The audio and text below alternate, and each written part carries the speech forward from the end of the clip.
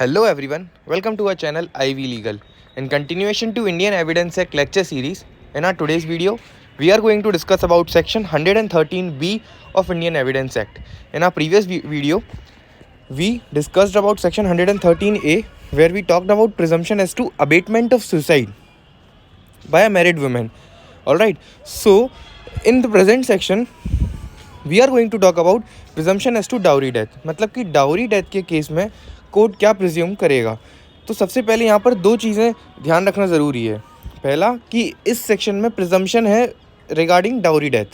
दूसरा कि जो भी प्रिजम्पशन इस सेक्शन में बात किया गया है उसमें कोर्ट शेल प्रिज्यूम वाला कंसेप्ट लगेगा, क्योंकि यहाँ पर वर्ड क्या यूज़ हुआ है, दैट कोर्ट शेल प्रिज्यूम. मतलब अगर given conditions of this section are fulfilled, then court shall presume. Means it is mandatory for the court to presume and there is no discretion left to the court.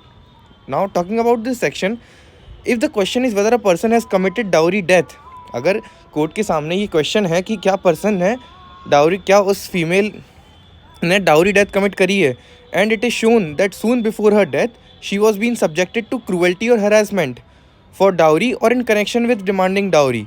मतलब अगर court के सामने ये question आता है कि जो person है वो उसने डाउरी डेथ कमिट करी है और उसकी डेथ के जस्ट कुछ ही टाइम पहले उसको या तो क्रूअल्टी के थ्रू उसको सफ़र करना पड़ रहा था on the ground of either in connection with dowry और डिमांडिंग डाउरी. तो मतलब डाउरी से के कनेक्शन में अगर उसके साथ क्रूअल बिहेवियर किया जाता, उसका हरासमेंट हो रहा था, and that was done soon before her death, then in that case court shall presume that such person had caused dowry death.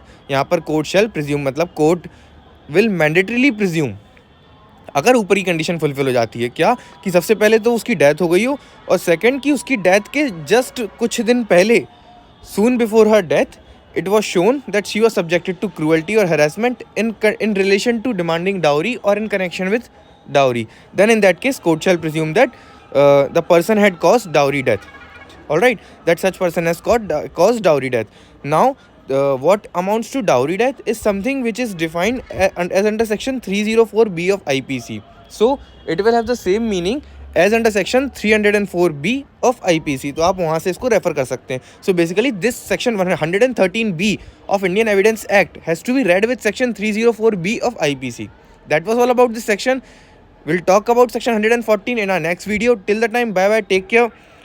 Hope you guys understood the video. Do like our channel and subscribe our channel and hit the bell icon for regular updates. Goodbye. Thank you.